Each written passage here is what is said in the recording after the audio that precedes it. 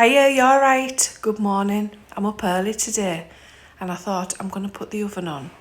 I'm going to do some bacon. I like bacon before everyone gets up, when there's no one else about, just the dogs plodding on. So I'm going to do a nice meringue. I've not done a big pavlova for ages, and I'm going to do a rhubarb pavlova. Something really nice, bit special. I'm thinking big, because you can never have enough cake. It's for sharing. So look at the clip of my hair. Never mind, I'm going to dye it today. Roots. I'll get it dyed this afternoon. But yeah, so I'm going to go and split some eggs. I've split 8 eggs. So these are my whites. And we'll do something with these yolks. And we're going to whisk them until we've got peaks. I just use one of these. This is about 20 years old. I don't have a great big fancy mega mix thing, because to be quite honest, I don't want one. I don't have the cupboard space for one. And this was about a tenner. Was it even that 20 years ago? And it's still going strong. It's all you need. You don't need fancy stuff. So get these whites whisked. And I should say, put your oven on to 120. Now gradually mix in 250 grams of caster sugar, bit by bit.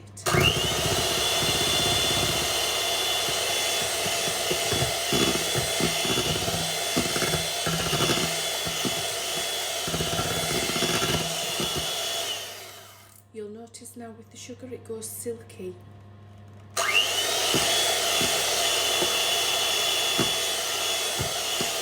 And put 2 teaspoons of corn flour in. Whisk that in.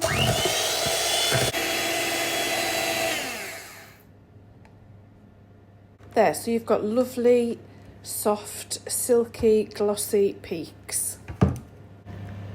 Let's have a chat about the whole vinegar thing. I say it every time I do a pavlova. Do not go putting vinegar in your pavlova. All you'll end up with is a meringue that tastes of vinegar. There is no need for the vinegar. You make this and you will see there is no need for vinegar. Bit of corn flour. This goes in the oven at 120, so get your ovens on to 120 if you've not already. This will be the crispest on the outside and the most marshmallowy in the middle. It'll be exactly what you want from a pavlova, and there's no vinegar. Not one bit of vinegar. Please don't put it in, there's no need. I don't know if it's a wives' tale or a myth or what, but you don't need it. Put some baking paper on a couple of trays. This is just, see, a bit of the meringue underneath, just to keep your paper down. Now try and divide it between the 2 trays as evenly as you can. Just do your best. It doesn't have to be perfect when we're on Bake Off. It doesn't have to be perfect. Don't stress about it. Do the best you can, because if one's bigger and one's smaller, because we're going to do 2 and put one on top of the other, the smaller one just goes on top, it's fine. So don't stress about it, so have a go. You can draw patterns on your paper if you want, draw a circle. I'm not going to bother with that. Get my hair out the way.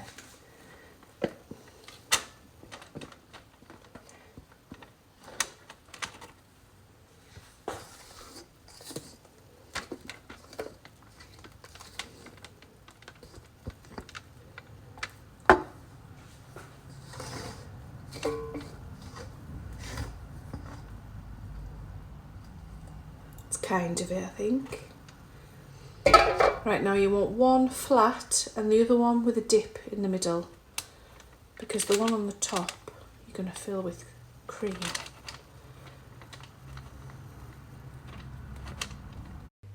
There now, so they're done. So see how I've kind of put a dip in that one, and that one's more flat. Into the oven. So they're in. They'll take about an hour on 120. So now I'm going to go and get myself sorted. Okay, these are ready. Turn the oven off. Just have a quick look. There we go. Now leave the door open. Leave the meringue in the oven. Let it go cold. Let's get on with the rhubarb cream now. I've already cooked the rhubarb. I just put it in a dish in the oven and covered it and cooked it while something else was cooking in there. You can put it in a pan, it doesn't matter, but just cook it until it's soft. Put enough sugar in until it's sweet enough. So you have to keep tasting it, and when it's as sweet as you want it, bingo, that's how you want it. There it is, look, it's all nice and soft, so it's easily mixed in with the cream. We're not going to be tight with the cream. You need 600 mils. Get it whisked up. Cream's nicely whipped. Sun's shining right at us from the skylight. But I found some stem ginger in the fridge. So I've got a ball of ginger and I'm just grating a ball of it into the cream. I might do 2 balls. Might be nice to have it gingery. If you don't have any though, leave it out. It's absolutely fine. Plain rhubarb, gorgeous on its own. Now add the rhubarb to your cream. You don't want a lot of the liquid though, so just spoon it in and mix it through. In fact, what I've done to get rid of, because there's a lot of water in rhubarb and you don't want sloppy cream, I've just put it through a sieve just to get rid of some of it. That's better. I've just transferred the bottom layer to the plate and look how marshmallowy that is. So you want a layer of cream on the bottom layer. You have to be gentle with it, it's quite fragile. I've spooned some rhubarb over the cream as well, so you can get some nice chunks. Now for the second layer, a bit more tricky. It's a case of just peeling back very gently. Upside down. This is easier. Turn it upside down and peel it off. And I want to show you this. Do you see that? That's marshmallow. Gorgeous. Right, now you've got to get it on there. So, got to make your best sort of there. Doesn't matter if it doesn't look stunning. It will taste stunning. I can guarantee you that. Now top that with the rest of your rhubarb cream, and we're not being tight, you want plenty. So we're using all of it.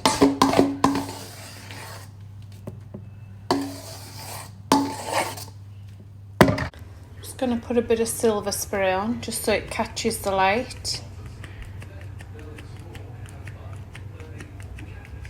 Just how good does this look? Look at all of that rhubarb sweet juice dripping down, and there's a bit broke off there. Do you see? Look at that marshmallow. Not sure how I'm going to cut this. One way for it. Just go for it. Just look at that. Marshmallowy, creamy, crispy, sweet, sour, lovely. Let's have a taste of this now. Look at that meringue. Nice. No, this isn't going to hang around for you. This needs served and eaten straight away, because rhubarb's got a lot of liquid in it and you don't want your liquid dissolving your meringue. So put it together right before you're about to eat it. It's beautiful.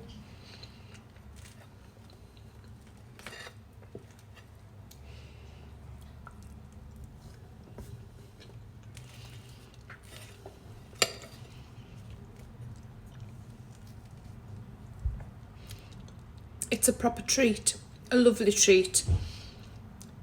Lovely for a Jubilee afternoon tea. Be nice.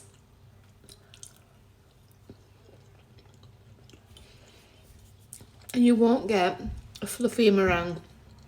It's literally like eating a cloud. It's gorgeous. Have a go. Really easy. You don't have to do 2 layers, just do 1 if you want. Half the ingredients if that's too much for you. But give it a go, because honestly, you can't go wrong. My recipes are all simple. Simple. I don't do difficult. If I want difficult, that's what I'm going out for. That's what I want a chef to do for me. I only do simple and delicious. That's all. That's what I'm about. So give this a go, because if I can do it, you can. Give it a go. If you don't like rhubarb, raspberries, strawberries, brambles, tinned pears. That's nice. Tinned pears, grated ginger. Oh, a bit of drizzled dark chocolate. That's nice. Whatever you do, have a great afternoon. Have a lovely Jubilee tea party. But make this. Give it a go. I'll see you soon. Don't forget to like and share. Bye bye.